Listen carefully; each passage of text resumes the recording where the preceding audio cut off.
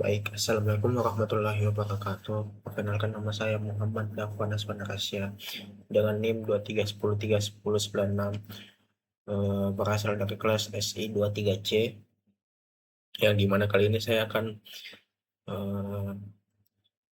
menjelaskan terkait apa yang saya buat di dalam mata kuliah analitik dan visualisasi data. Nah, adapun yang kali ini yang saya buat adalah garis besar proyek dashboard analisis populasi dunia. Langsung saja, ada beberapa konten atau aspek yang akan saya bahas. Yang pertama itu ada gambaran umumnya, beserta tujuan. Kedua, dasar data dan metrik. Ketiga, kerangka analitis dan visualisasi datanya. Keempat, fitur fungsional dan interaktif. Kelima, wawasan analitis dan rekomendasi. Masuk bagian pertama, itu gambaran umum dan tujuan proyek. Tema dashboard terbagi atas 3, di mana yang pertama itu fokus analisis populasi global. Proyek ini menghadirkan World Population Analysis Dashboard yang berfokus pada pengembangan demografi dunia dengan memadukan data populasi, jumlah negara, serta tingkat pertumbuhan maksimum di berbagai wilayah geografis secara komprehensif.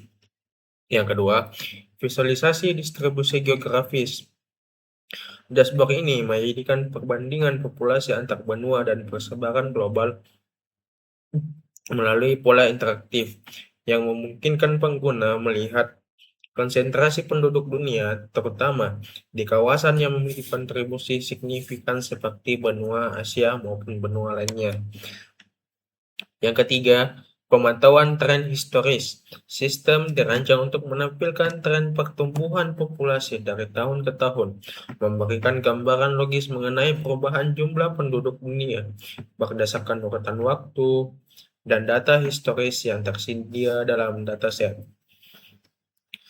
Kemudian, tujuan strategis terbagi menjadi 3. Yang pertama ada pelacakan populasi dan identifikasi negara, yang bertujuan membantu pengguna memantau total populasi dunia dan mengidentifikasi 10 negara terbesar, sehingga memudahkan pemahaman mengenai struktur demografi global dan dominasi negara tertentu dalam kontribusi populasi. Yang kedua, penyaringan data interaktif. Melalui fitur penyaringan dinamis berdasarkan tahun, benua, dan negara, pengguna dapat melakukan analisis spesifik yang memungkinkan eksplorasi data secara mendalam dan personal sesuai dengan kebutuhan informasi yang ingin dicapai. Ketiga, pendukung pengambilan keputusan, di mana menyediakan platform visual yang membantu pengguna menarik wawasan tentang ketidakmerataan populasi, sehingga mendukung pengambilan keputusan berbasis data yang akurat, profesional, dan relevan dengan kondisi demografi terkini. Kita masuk pada pokok pembahasan kedua, yaitu dasar data dan metrik. Adapun spesifikasi kumpulan data, sumber data yang saya ambil pada platform Kaggle dengan fokus pada analisis populasi dunia. Cakupan variabel utama pada dataset yang saya ambil ada beberapa seperti nama negara, benua, jumlah populasi, luas wilayah, serta tingkat pertumbuhan yang menjadi basis perhitungan utama dalam dashboard analisis saya. Dan adapun rentang waktu observasi pada dataset yang saya punya dimulai pada tahun 1970 hingga 2022. Kemudian volume dan cakupan geografis di dalam dataset ini mencakup informasi dari 230 negara yang tersebar di berbagai dunia. Adapun indikator kinerja utama, yang pertama akumulasi populasi global. Metrik total populasi berfungsi untuk menampilkan jumlah penduduk secara keseluruhan berdasarkan filter tahun, wilayah yang dipilih, memberikan gambaran skala demografis yang akurat. Yang kedua, inventaris jumlah negara. Indikator total countries digunakan untuk menghitung dan menampilkan jumlah entitas negara yang tercatat dalam dataset. Memastikan integritas data geografis yang dianalisis dalam sistem. Ketiga, evaluasi laju pertumbuhan. Metrik max growth rate ditetapkan untuk mengidentifikasi nilai pertumbuhan populasi tertinggi yang pernah tercatat guna memahami lonjakan demografis signifikan pada periode atau wilayah tertentu. Kemudian, relevansi dan interaktivitas metrik. Seluruh indikator kinerja utama dirancang secara dinamis agar dapat berubah secara otomatis sesuai dengan filter benua dan tahun untuk mendukung pengambilan keputusan berbasis data. Ketiga, kerangka analitis dan visualisasi. Adapun pertanyaan analisis, yang pertama, identifikasi akumulasi populasi global. Merumuskan perhitungan total populasi dunia secara dinamis berdasarkan filter tahun yang dipilih untuk memantau volume penduduk dari periode 1970 hingga 2022. Yang kedua, evaluasi peringkat dan distribusi geografis, yang dimana mengidentifikasi negara-negara dengan populasi terbesar serta menganalisis bagaimana distribusi penduduk tersebar di berbagai benua untuk memahami konsentrasi demografis global. Yang ketiga, analisis tren dan cakupan data, menentukan jumlah total negara yang terdata dalam dataset serta melacak pola pertumbuhan populasi dari tahun ke tahun guna mendeteksi kecenderungan perubahan jangka panjang. Yang keempat, visualisasi spasial populasi, yaitu memetakan persebaran populasi dunia melalui peta interaktif untuk memberikan gambaran visual mengenai kepadatan dan lokasi geografis penduduk secara komprehensif. Kemudian adapun komponen visualisasi, yang pertama KPI, menampilkan metrik krusial seperti total populasi global, jumlah negara yang terdata, dan nilai pertumbuhan maksimum untuk memberikan ringkasan data yang cepat dan akurat bagi pengguna saat melakukan evaluasi awal. Yang kedua, analisis perbandingan wilayah. Menggunakan grafik batang dan diagram lingkaran untuk membandingkan populasi antar benua serta komposisi persentase distribusi penduduk sehingga memudahkan identifikasi wilayah dengan konsentrasi penduduk tertinggi seperti benua Asia. Kemudian, visualisasi tren dan geospasial,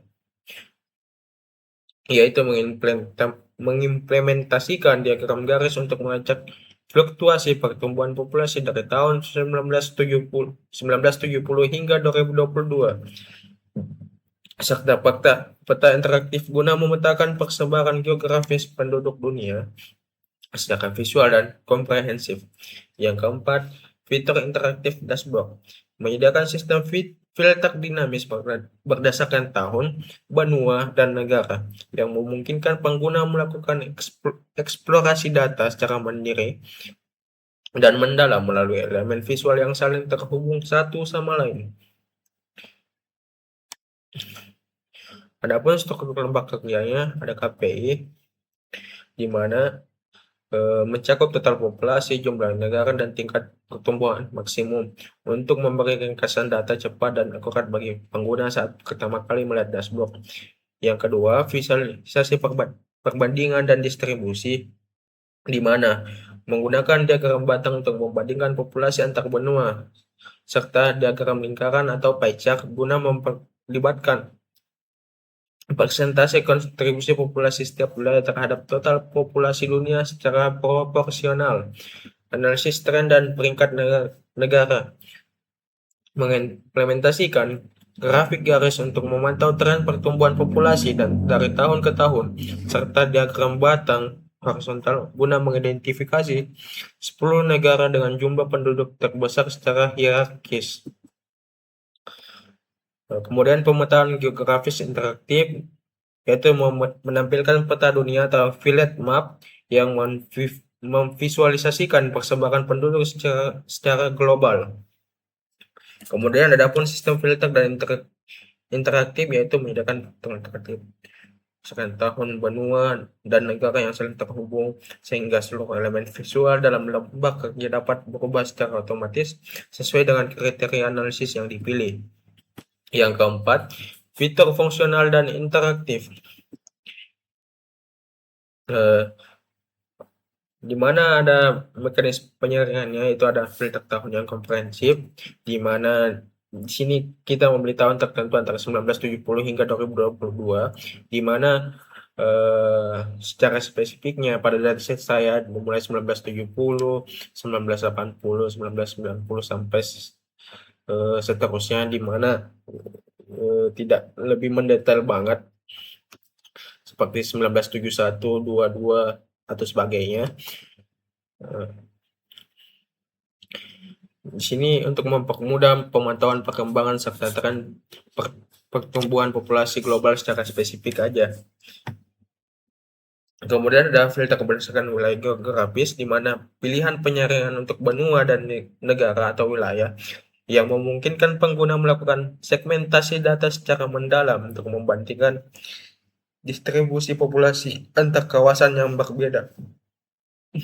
Ketiga, integrasi parameter pada visualisasi, di mana mekanisme filter dirancang terhubung secara langsung dengan seluruh elemen visual, memastikan bahwa kartu KPI dan grafik hanya menampilkan informasi yang relevan dengan kriteria pencarian telah ditentukan. Kemudian ada implementasi dynamic filtering, analisis sorotan yang terintegrasi, sinkronisasi visualisasi dashboard. Yang kelima, wawasan analitis dan rekomendasi, yang dimana temuan utama saya ada beberapa hal di mana dominasi populasi di benua Asia di sini menunjukkan bahwa Asia memegang pangsa populasi terbesar di dunia dengan konsentrasi penduduk yang jauh melampaui benua lainnya secara signifikan dalam periode pengamatan. Yang kedua, kontribusi utama China dan India.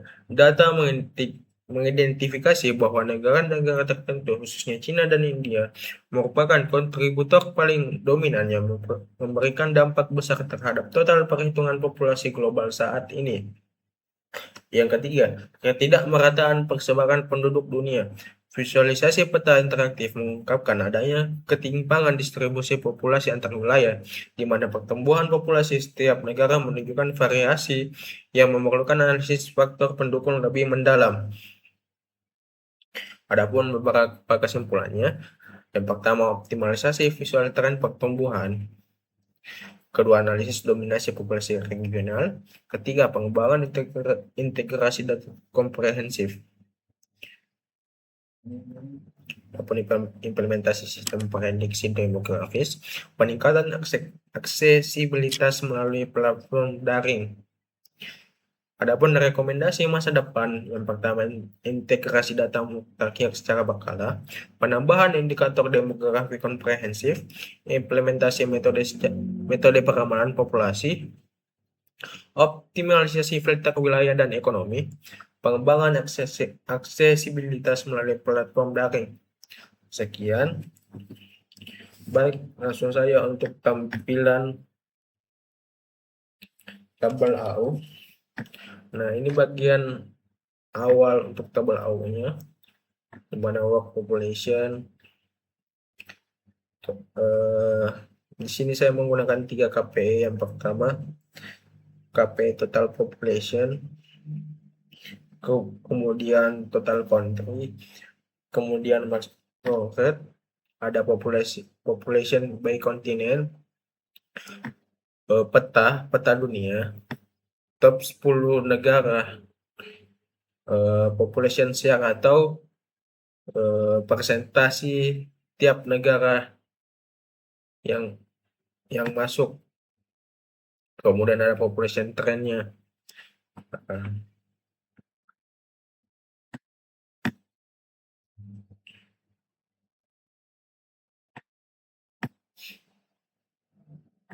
Berikut tampilan tabel AU yang saya buat.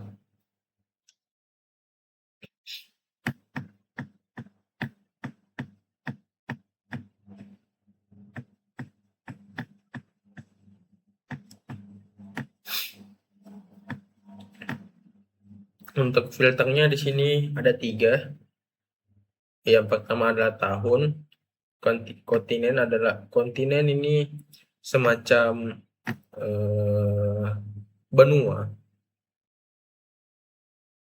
seperti Asia, Eropa. Kemudian country dan teritori adalah beberapa negara dari dataset yang saya ambil untuk dicek lebih mendetail. Lebih lengkapnya mungkin begitu saja terkait apa yang saya presentasikan sekarang. Lebih kurangnya mohon dimaafkan. Wabillahi taufiq wal hidayah. Wassalamualaikum warahmatullahi wabarakatuh.